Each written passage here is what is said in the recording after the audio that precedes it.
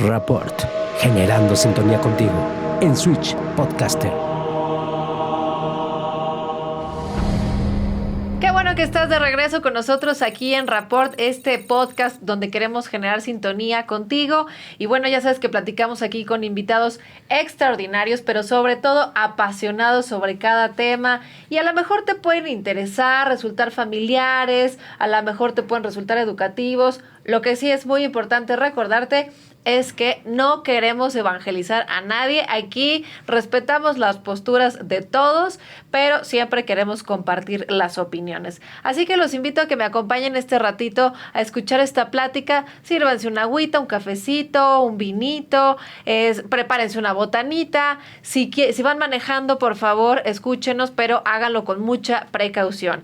Y hoy vamos a platicar de un tema que puede resultar o resulta insultante, injusto, es dispar, y no es porque las mujeres andemos de mitoteras o no es porque se trate de feminismo recalcitrante, o sea, se trata de que esto sea parejo, se trata de que sea equitativo por las razones correctas. Y me refiero, estoy hablando de garantizar la igualdad salarial entre hombres y mujeres. Y escuchen bien, es que actualmente uno de los países, México es uno de los países con mayor diferencia de sueldos entre los hombres y las mujeres. Y es que según un informe mundial sobre el salario hecho por la OIT, entre 2018 y 2019, en la escala mundial, las mujeres percibían un salario 20% inferior al de los hombres. Y en el caso de México, el porcentaje era del 15.6%, de 6% menos sueldo que los hombres. Pero para platicar de este tema, hoy quiero presentarles a nuestra súper invitada, que es una chingona y apasionada del tema. Ella es Alix Airam Trimmer Espinosa. Ella es abogada con más de 14 años enfocada a la consultoría y litigio en materia laboral y seguridad social, así como al análisis en materia de trabajo desde la perspectiva corporativa. Ha escrito para periódicos como El Economista, Sin embargo y Milenio. Es miembro activa de la Asociación Civil Fem por Fem y sobre todo empodera a mujeres y también es consultora nacional de LGBT Rights México y bueno, también creo que vende tamales los domingos así que bienvenida. Muchísimas gracias por esta invitación, gracias por el espacio y sobre todo gracias por hablar de temas que, como bien dices, se tienen que hablar. No se trata de querer convencer a la gente, simplemente de presentarles la información correcta, que la tengan a la vista y entonces sí, decidan. Que ellos tomen su propio camino y tengan una conciencia para poder pensar y emitir un juicio, ¿no? Correcto. Mira, se tiene estimado que a nivel mundial más o menos podremos lograr la igualdad salarial entre hombres y mujeres, si bien nos va, Alix, en 90 años. Y eso, como te digo, si bien nos va. Pero entonces, platícanos, ¿hay igualdad salarial entre hombres y mujeres en el mundo, en México? ¿Qué pasa? En ningún lado. Literalmente, no hay un solo país, ni los más avanzados, ni aquellos que nombramos como países del primer mundo. Ninguno ha logrado eliminar esto que denominamos brecha salarial. Y brecha salarial es precisamente ese hueco, ese espacio que se abre entre el salario que tiene un hombre y el salario que tiene una mujer por hacer exactamente lo mismo, por estar en el mismo puesto, en el mismo lugar. Ese espacio se tiene precisamente denominado como brecha salarial y como te lo comento es algo que no se ha eliminado en ningún lugar del mundo. Oye, ¿y por qué tenemos esta brecha salarial entre hombres y mujeres? ¿Es un tema cultural? ¿Es un tema social? ¿Es discriminación? O sea... Es todo lo que acabas de decir y mucho más. La brecha salarial es el reflejo claro del estado patriarcal en el que hemos vivido históricamente. Uh-huh. ¿Por qué? Porque las mujeres venimos a sufrir discriminación no solamente en el mundo laboral, la sufrimos desde antes, por una cuestión educativa. Tú sabes que hace muchos años era perfectamente normal asumir que las mujeres no estudiaban, que las mujeres tenían derecho únicamente a acceder a parte de la educación, normalmente educación primaria. ¿Por qué? Porque supuestamente su vida no iba a estar enfocada en profesionalizarse, en desempeñar algún trabajo, sino que iban a estar precisamente en sus hogares, cuidando del cónyuge, cuidando de las infancias, etcétera. Y sin embargo, sabemos que esto no es así y desde hace mucho tiempo no es así. En realidad, podemos hablar de la integración de la mujer en el mundo laboral desde hace mucho tiempo. Inclusive cuando empieza a gestarse a nivel histórico los problemas de guerras, de falta de presencia masculina derivado de la presencia de militares en lugares, lo mismo México que en todo el mundo, las mujeres se vieron obligadas a incluirse en el mundo laboral, porque ya no había quien estuviera trabajando. Entonces empezaron a abrir camino, empezaron a llenar espacios que estaban usualmente ocupados por hombres. Sin embargo, esta concepción de que las mujeres no estaban instruidas completamente porque no se les daba acceso a la educación y no estaban preparadas físicamente para desarrollar ciertas tareas, o esta concepción que hoy ha sido completamente desvirtuada y sin embargo sigue presente en gente con la que podemos platicar hoy en pleno siglo XXI, de que las mujeres están únicamente utilizando un lado del cerebro y que solo pueden realizar ciertas tareas, que las labores de cuidado, de creatividad, aquellas que están relacionadas con las cuestiones emocionales, están intrínsecamente relacionadas con las mujeres, pues las hacen poner en una situación sumamente vulnerable. De ahí que durante todos estos años, todos los que lleva existiendo la humanidad, tenemos precisamente esa restricción o esa limitante en cuanto al salario, porque se nos ve como personas lamentablemente de segunda clase. Entonces, lo que se ha buscado a lo largo de los años y lo que hoy además está en boca de prácticamente todo el mundo es que la brecha salarial se tiene que eliminar. Pero no solamente por tratarse, como ya decías, de ruido que estamos haciendo, de quejas infundadas, ni siquiera es el tema específicamente numérico. Ya apuntabas algunos datos y sí, en términos generales, la noción es que por cada $1 que gana un hombre realizando un trabajo, una mujer gana 70 centavos. Y habrá quien diga, no es tanta la diferencia, en realidad es poco. Sin embargo, cuando lo traspolamos a todo el contexto de vida de una mujer, el cómo van a llegar no solamente a ciertos espacios, a ciertos mundos gerenciales, porque también eso se ha eliminado, también tenemos una consecuencia en su independencia, en su presencia dentro de la familia y de la sociedad. Porque entonces, al relegar a las mujeres con salarios menores, también las estamos poniendo en una situación de vulnerabilidad, porque no tienen independencia financiera. Pero, entonces, a ver, tú dijiste dos cosas importantes que quiero como tocar antes de seguir avanzando con el tema. Uno, que es debido a la circunstancia patriarcal, que no me gustaría que se tome, porque nos escucha o nos ve como, ay, es la frase de moda. O sea, no me parece que sea ni de moda y que es un sistema que se viene manejando, como dices, pues desde creo que inicios de la humanidad. Y dos, que la mujer está hecha menos respecto a que pues solamente iba a fungir como ama de casa, ¿no? Y que estamos como años luz atrás a nivel mundial en cuestión de que tanto hombres como mujeres pues podemos trabajar y salir adelante, ¿no? Entonces, ¿cómo hacer a un lado estas telarañas que tenemos en la cabeza de que la mujer nada más sirve para ser ama de casa? Porque además en la actualidad la situación que vivimos ya es todo el mundo tenemos que chingarle porque hay que trabajar y porque no alcanza. Y justamente el que no se vuelva el tema de moda o la palabra de moda es que es el sistema patriarcal. O sea, realmente sí vivimos en un sistema así. Y hay que entender por qué, de dónde viene y cómo hay que evolucionar. Claro. Aquí, como bien señalas, pareciera que es el concepto de moda. Y quienes se quejan de hablar del patriarcado lo hacen porque no han hecho conscientes que de verdad toda nuestra sociedad, como personas humanas, está construida en torno a la idea androcéntrica del hombre. ¿Por qué? Porque el hombre se le ha visto como aquel que tiene la fortaleza para realizar ciertas tareas, como el que tiene las capacidades mentales para dirigir, para coordinar.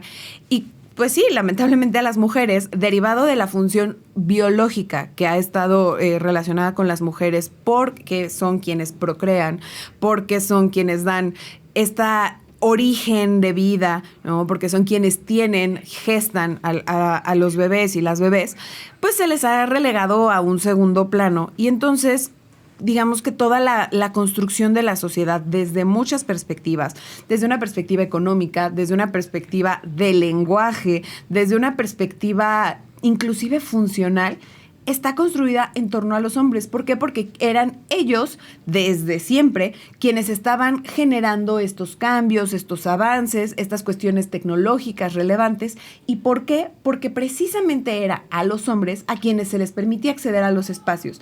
Creo que eso es algo interesante que tienen que tomar en cuenta quienes nos escuchan, quienes nos ven. No es que las mujeres no tengan la capacidad para realizar ciertas tareas. Sin embargo, en el plano de igualdad que como seres humanos tenemos, solamente se les dio la oportunidad a los hombres durante muchos años de realizar esas tareas. Y entonces no hubo el chance, literalmente no hubo oportunidad de que las mujeres demostraran, oye, yo también puedo hacerlo, este espacio también lo puedo llenar yo, esta tarea la puedo hacer yo, inclusive la puedo hacer mejor. Y es una construcción que va mucho más allá de lo social. Por eso el hablar de patriarcado no nada más es hablar del Estado, no nada más es hablar de machismo, es hablar de toda una construcción que hombres, mujeres, personas no binarias hemos construido de la sociedad. Porque además eso, estamos tan acostumbrados a replicarlo, es algo que traemos en las venas, es algo con lo que hemos vivido y que efectivamente nos parece normal. Y no me dejarás mentir, pero te puedo inclusive cuestionar a ti, ¿cuántas veces cuando te hablan de una persona que estudió medicina, cuántas veces piensas en una mujer y cuántas veces piensas en un hombre? Sí, siempre es el doctor, ¿no? Si yo te pregunto de alguien que se dedique a cuidados o labores de enfermería, normalmente pensamos en mujeres. Exactamente. Cuando hablamos de personas trabajadoras del hogar, lo mismo, pensamos en mujeres y no en hombres. Hemos generado roles estereotípicos que van construyendo y fomentando ese estado patriarcal en el que vivimos. Entonces, el generar esta conciencia de cambio va mucho más allá de solamente decirlo, de protestas, de marchas, que son importantes. Claro. Por supuesto que lo son, pero van más allá porque se trata de cuestionarnos en el interior de nuestro ser, en nuestra forma de pensar y en nuestra forma de actuar, ¿qué es lo que está mal? Y si de verdad estamos dándole a todas las personas de la sociedad su lugar, su espacio para expresarse. O sea, si hasta en la naturaleza las leonas salen y cazan, ¿no? O sea, ¿por qué? Porque son madres, o sea, y tienen que darle de comer a los críos. Pues yo creo que en la actualidad también tenemos que entender esa parte que las mujeres somos capaces de hacer muchas cosas de manera similar que los hombres, ¿no? Claro. Porque igual no nos vamos a comparar en fuerzas, ni mucho menos. Pero intelectualmente creo que somos bastante capaces y así. Pero, por ejemplo, decías que justamente... O sea, el hecho de que las mujeres ganen a lo mejor 20 pesos menos o 15 pesos menos, pues igual y no se nota tanto hablándolo en pequeñas cifras. Pero en realidad, ¿por qué? La pregunta es ¿por qué o en qué le afectaría a alguien que ganemos exactamente igual? Pero creo que también se convierte en una lucha de poder, ¿no? O sea, donde entender que si como hombre ganas 100 pesos y tú como mujer también, ya no estamos, justamente estamos desiguales o iguales y entonces ya no puedo ejercer poder sobre ti. Absolutamente. Y va no solamente relacionado con el salario, como bien dices, esta connotación de poder va muy ligada al puesto específico. Lamentablemente, aún hoy, siglo XXI, con todo lo que se ha avanzado en materia de feminismo, las mujeres siguen estando lejos de acceder de forma pareja con los hombres a los espacios gerenciales. Uh-huh. Seguramente habrás escuchado este concepto de los techos de cristal. Bueno, el techo de cristal va muy de la mano con la brecha salarial. Son esas barreras que como mujeres nos tenemos que encontrar a lo largo de nuestra vida profesional y que tenemos que romper sí o sí para poder crecer en nuestra carrera, y que no es sencillo, precisamente por esa connotación de poder.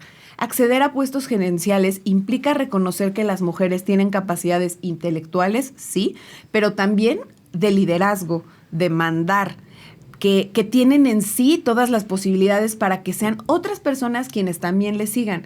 Y pues sí, eso puede incomodar a muchas personas. No es sencillo que se sientan cómodas todas las personas en un espacio en el que esté una mujer como líder. ¿Por qué? Porque, insisto, nos han metido tanto en la cabeza y en el interior de hasta la sangre el que son los hombres quienes tienen esas capacidades de dirección. Porque las mujeres, ¿cuántas veces me has escuchado? Es que son hormonales. Y entonces van a tomar una decisión mala porque ese día la hormona y el cólico y a ver, los hombres también transitan por procesos hormonales, también Totalmente. transitan por procesos de salud Emocionales. mental, emocionales, etcétera, que influyen en sus decisiones. Sin embargo, no han sido estigmatizados o estereotipados como sí lo hemos sido las mujeres. El que existan cada vez más mujeres en espacios gerenciales no solamente va a poner de manifiesto que efectivamente somos capaces, sino que va a replicarse también como un beneficio para los hombres. Y es que eso es algo que llama mucho la atención. Hombres y mujeres nos vemos afectados por igual por el machismo y por el estado patriarcal. Simplemente no lo vemos o no estamos acostumbradas ni acostumbrados a hacerlo consciente. ¿Por qué? Porque a los hombres se les ha relegado de cierto tipo de labores, de cierto tipo de emociones, porque se les han sido simplemente bloqueadas. Seguramente muchos de nuestras ahorita escuchas han en algún momento de su vida experimentado como hombres que les digan que no pueden llorar, porque eso es algo de mujeres, que no pueden, demostrar cariño o afecto para con otro hombre, porque entonces eso ya implica un tema de orientación o de preferencia sexual diversa. Claro. Cuando no es así. Por supuesto que podrían hacerlo, como entre mujeres también puede pasar que le hagas un comentario, un cumplido a una mujer también, sin que eso implique necesariamente un contexto afectivo o sexual. El problema es nuevamente el estereotipo. Y es un estereotipo que también a los hombres les está afectando porque no pueden expresarse. Entonces, hablar de desigualdad salarial es mucho más que hablar de pesos y centavos. Uh-huh. Es hablar de todo un contexto en el que hombres y mujeres y prácticamente toda la humanidad nos vemos envueltos, nos hemos mezclado ya con estas ideas y las hemos hecho tan propias que resulta en muchas ocasiones absurdo siquiera pensar que pudieran ser diferentes. ¿Sabes qué? Creo que es muy fácil emitir un juicio respecto a cualquier postura, justamente porque no nos gusta pensar, ¿no? O sea, ¿para qué pensar? Entonces, pues si soy hombre, si soy mujer, vamos a ponernos a pelear, ¿no? Como bestias. Y entonces, de pronto es, bueno, ¿y por qué me estoy peleando? No tengo idea, pero chingatelo. Y que gane menos y es más débil o es, ¿no? Y como dices, estereotipar. Pero la verdad es que en cuestión económica creo que sí también hay que tener un avance. O sea, en general hay que aprender a tener una gestión emocional como hombres, como mujeres. Pero económicamente, o sea, sí se vale que ya sea momento de lograr ese equilibrio. Y más que un equilibrio, yo te diría, ojalá eventualmente lleguemos a un mundo en el que las personas obtengan un salario o obtengan un puesto en función de sus capacidades, una verdadera meritocracia, un análisis a conciencia de capacidades, de calificaciones. No hemos llegado a eso. Un paso antes está precisamente el eliminar la brecha salarial. Y es que esta brecha salarial existe por el estereotipo y ese estereotipo volcado en los análisis numéricos y de recursos humanos. ¿Por qué? Porque las mujeres, como tenemos esta idea como sociedad que tenemos que hacernos cargos de labores del hogar, entonces creemos que pues una mujer no podría acceder a un puesto de dirección porque necesariamente va a tener que tomar tiempo que debería, en teoría, dedicarle a su trabajo para cuidar de hijas, de hijos, de la persona con quien esté casada, y eso es absolutamente falso.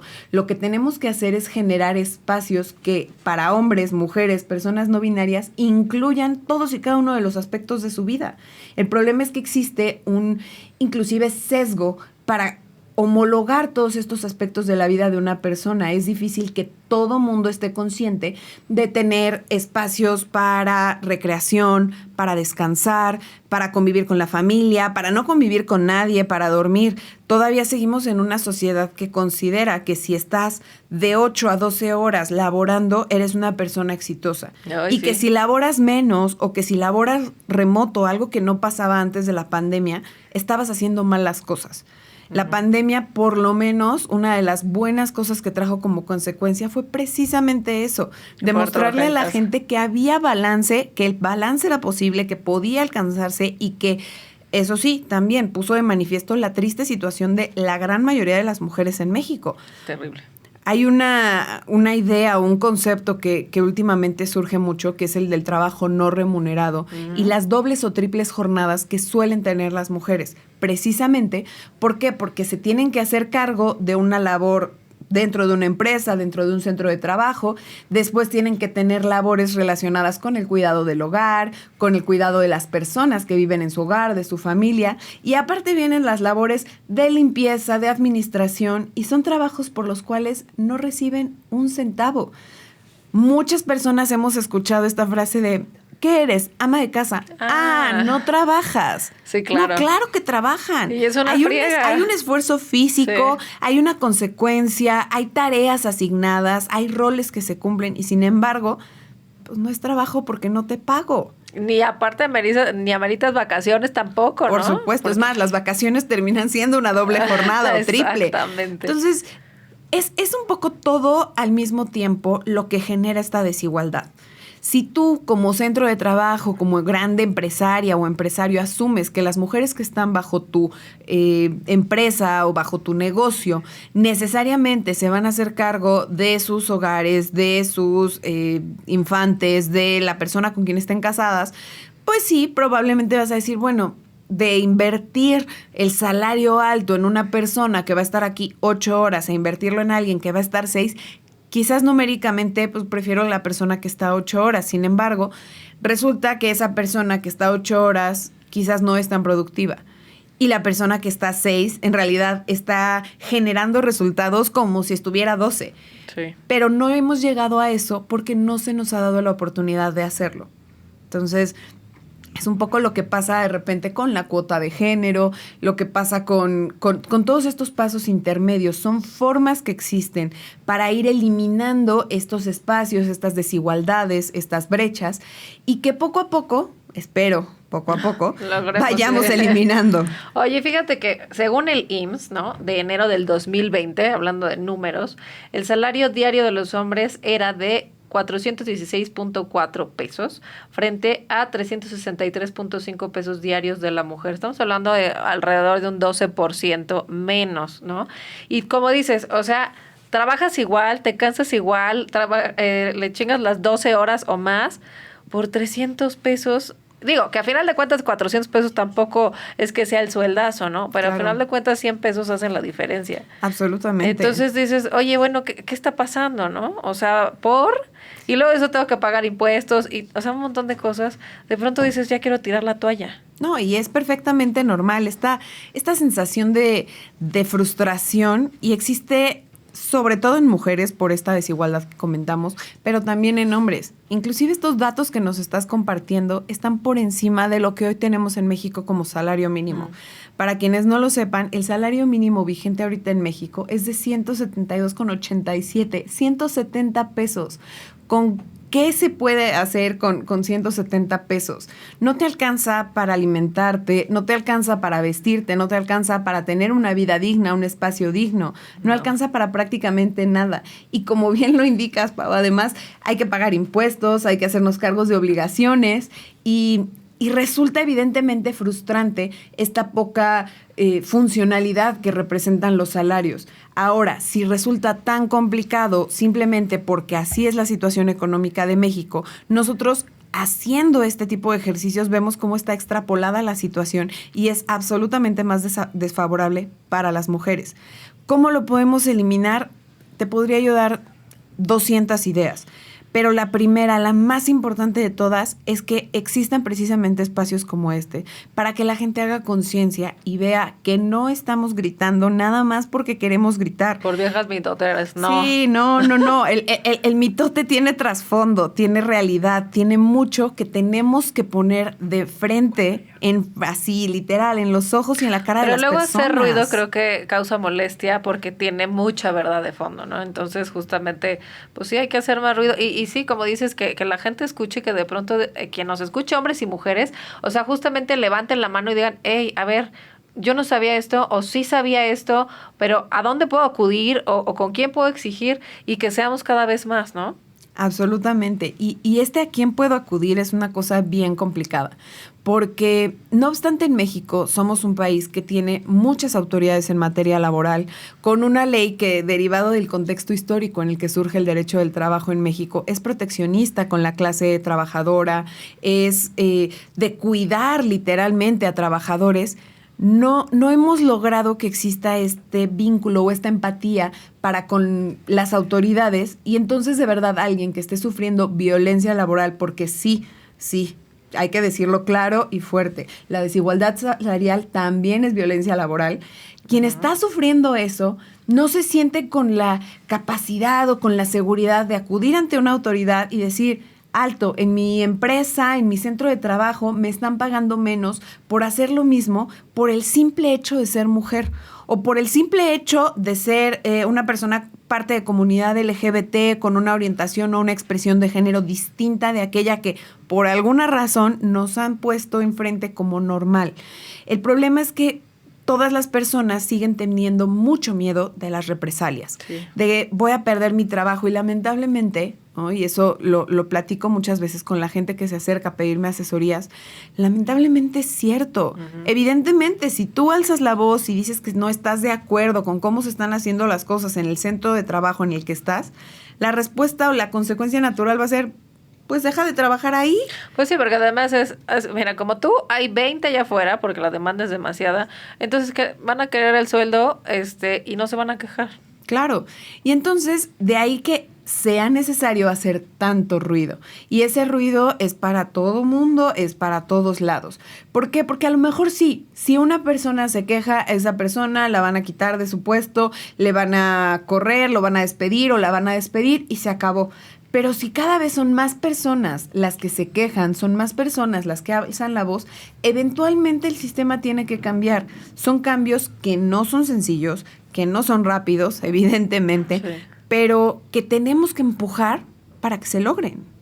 Oye, justamente hablabas de la pandemia que de alguna manera nos trajo algo bueno, pero por ejemplo como mujeres, pues la verdad es que no nos trajo nada bueno porque amplió la brecha salarial al 11% que tenían un empleo y de pronto por la pandemia pues tuvieron que dejarlo o las corrieron y entonces se volvió todavía más caótico y todavía más amplia esta brecha.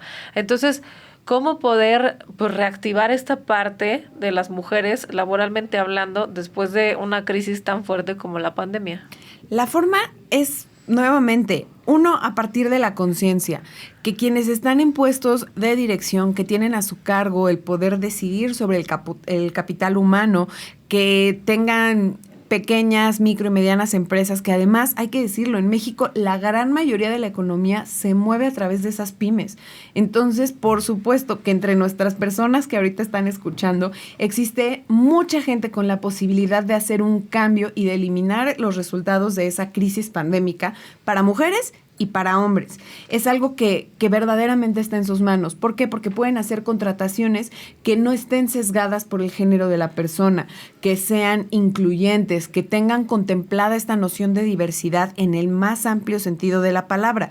No va a ser algo sencillo, no va a ser algo que, insisto, pase de la noche a la mañana, pero sí vamos a poder generar a través de esas pequeñas contrataciones, a través de tener mejores prestaciones, a través de mejorar a lo mejor también, evidentemente, los salarios en la medida de lo posible, porque sabemos que también los y las empresarias también la pasan mal, porque no es sencillo ser emprendedor en este país. No. Bueno, pues también se puede ahí, de a poquito, ir generando cambios, ir generando espacios. Pero aquí lo más importante de todo sigue siendo que las personas hagan consciente esta diferencia, que vean que efectivamente las mujeres y muchos grupos que han sido considerados a lo largo de la historia como grupos en situación de vulnerabilidad o minorías sociales se vieron afectados por este tipo de fenómenos, por la pandemia, por los despidos masivos, por la modificación de las condiciones de trabajo, y sin embargo hoy parece que son quienes más están deseosos o deseosas de ser nuevamente incluidos en el aparato económico, que quieren espacios, que necesitan un foro para alzar la voz y decir las cosas como son. Entonces, así como hemos sido durante años parte del problema, nos toca también a todos y todas ser parte de esa solución. Sí, bueno, muchas veces lo hemos platicado aquí en otros programas. O sea, sí es muy fácil también decir, no, es que el gobierno, no sé qué. O sea, sí, cada quien tiene que hacerse responsable de su parte, ¿no? Y en este caso, pues también uno hay que poner de su parte y buscar las formas. Por ejemplo, en la pandemia surgieron muchas, las nenis, ¿no?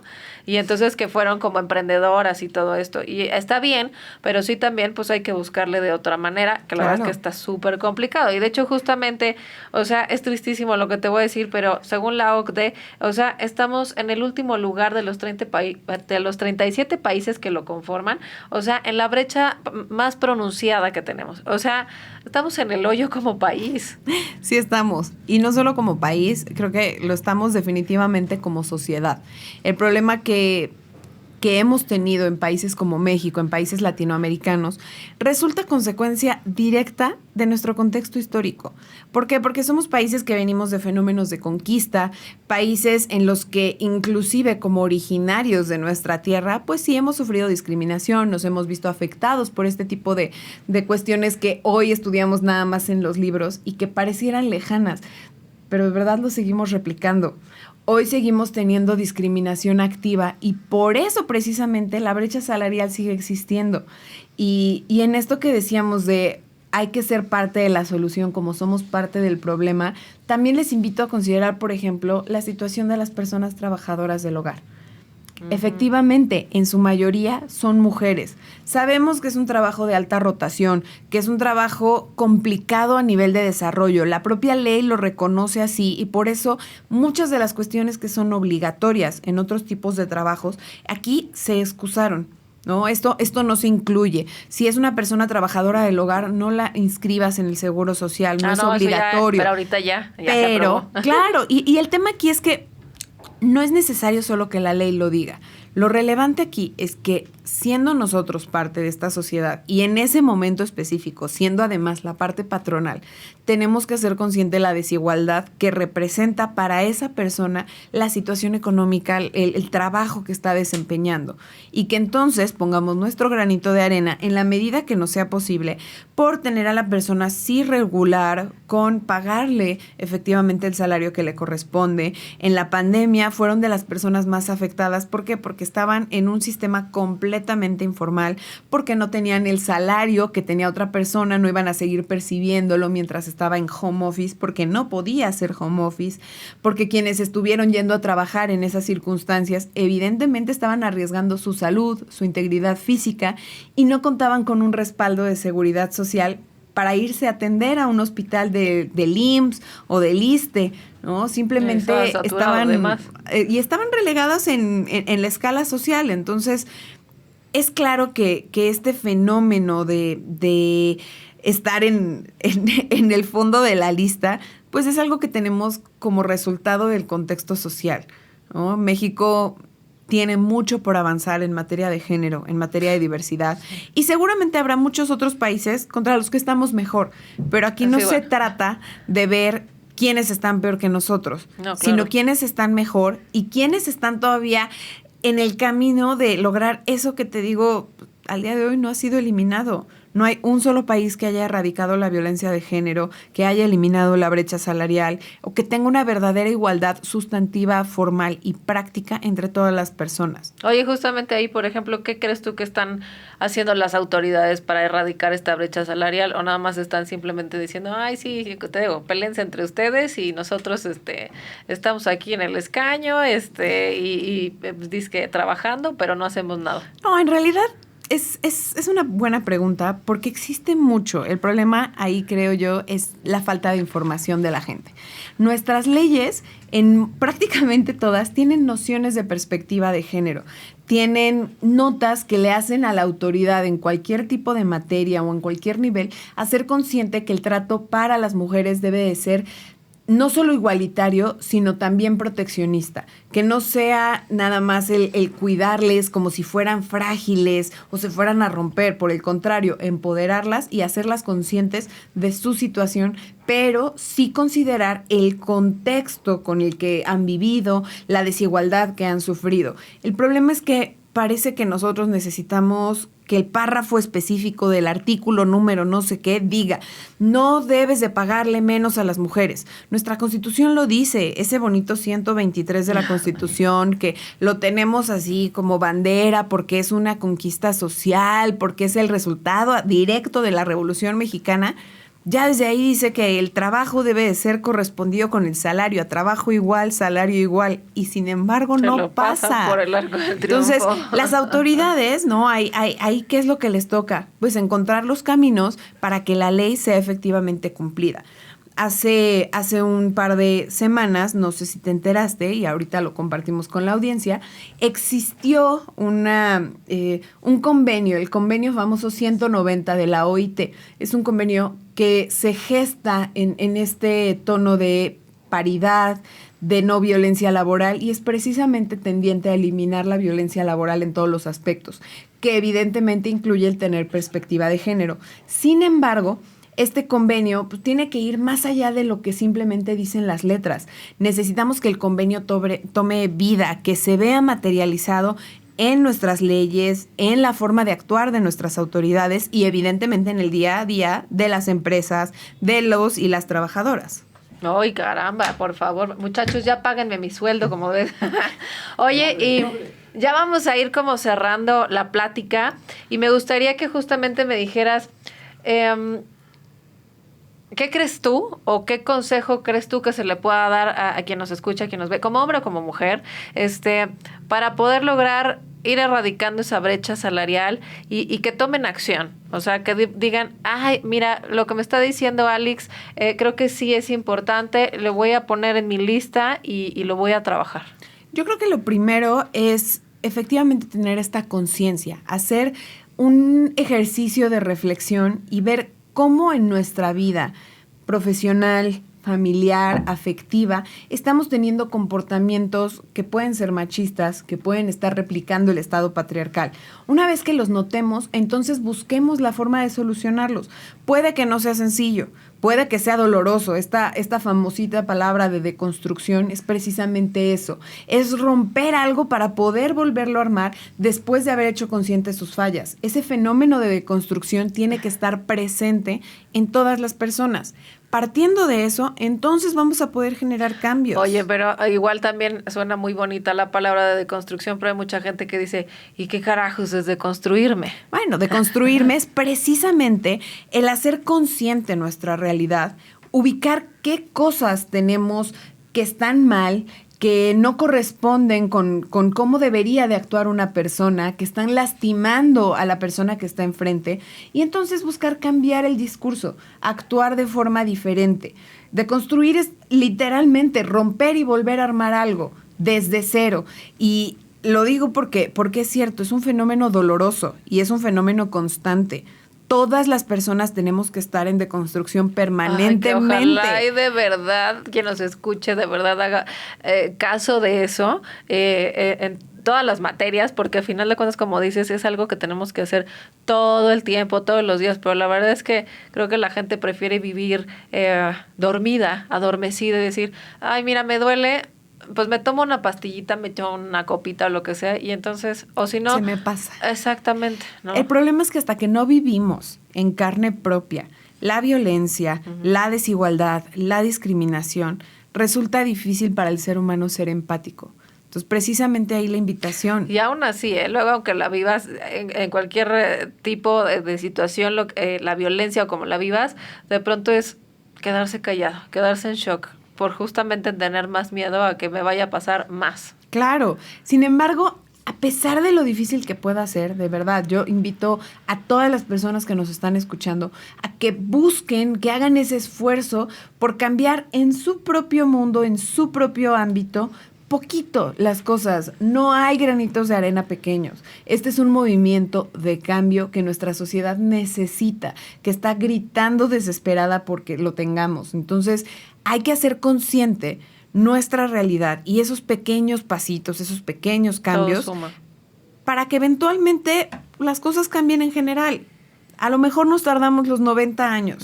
Sí. A lo mejor no. Ojalá. A lo mejor son 40. A lo mejor son 150. Si llegamos a ese punto, entonces hicimos las cosas bien.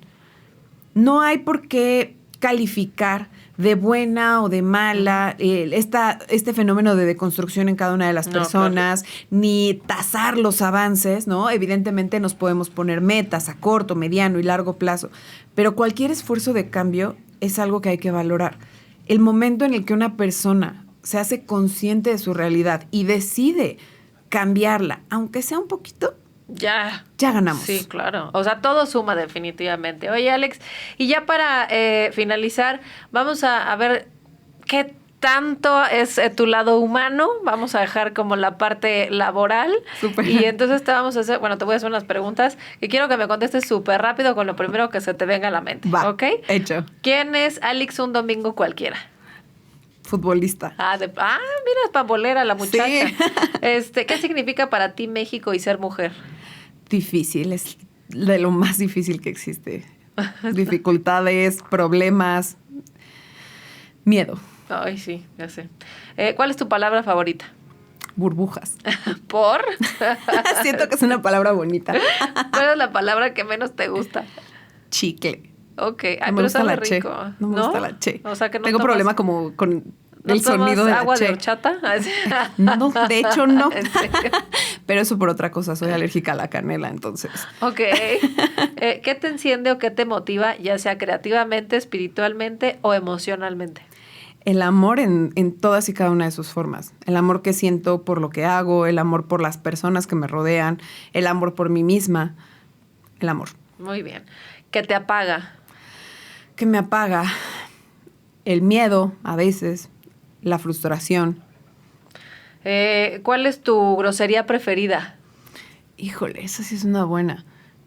Uso tantas. Hoy no dije ninguna, estoy sorprendida conmigo misma. Pero no sé, creo que sería pinche. Lo uso mucho. ¿Cuál es el ruido o sonido que prefieres? El ruido sonido que prefiero. Qué difícil. No sé, el mar, el aceite cuando cocinas, No. Destapar un refresco. No, sonidos necesariamente musicales. O sea, Ok. el sonido, por ejemplo, de un piano. Ok, eso sí te gusta. Sí. ¿Cuál es el ruido o sonido que detestas? El chirrido que hay cuando frenas y las balatas no están bien. Sí. Lo sí, sí. detesto. ¿Qué profesión distinta a la tuya hubieras ejercido? Profesión, no sé, hay gente que no lo considera, pero me hubiera encantado dedicarme al baile, ser bailarina profesional. No, claro que es una profesión. Hay gente que no lo considera, Ya te lo juro. sé, pero pues ese es otro tema que luego discutimos. ¿Qué profesión no te gustaría tener? Jamás hubiera podido dedicarme a la medicina. No, y sí, yo Me comparto da tu pavor opinión. la sangre. Oye, y bueno, dejando a un lado temas religiosos y anexas, si el cielo existiera, ¿qué te gustaría que Dios te dijera cuando llegues a las puertas del cielo? Quizás lo hiciste bien. Ok.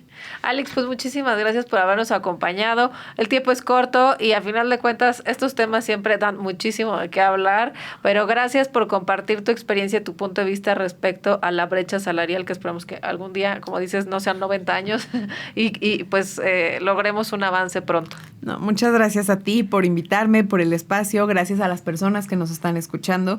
Espero que este tipo de foros cada vez sean más y que eventualmente no sean necesarios, que efectivamente logremos eliminar no solo la brecha salarial, sino todas las desigualdades de género. Y bueno, pues muchísimas gracias por habernos acompañado en este ratito, en un capítulo más de Rapport. Y bueno, recuerden que seas hombre, seas mujer, o no binario, la verdad es que realizamos las mismas actividades, tal vez no físicas, pero sí intelectuales, y ameritamos que nos paguen exactamente lo mismo. Los espero en el siguiente capítulo con un tema más. Esperemos haber generado un poquito más de conciencia con este tema y haber generado sintonía con todos ustedes. Gracias a Iván, gracias a Pepe, y nos vemos en la próxima.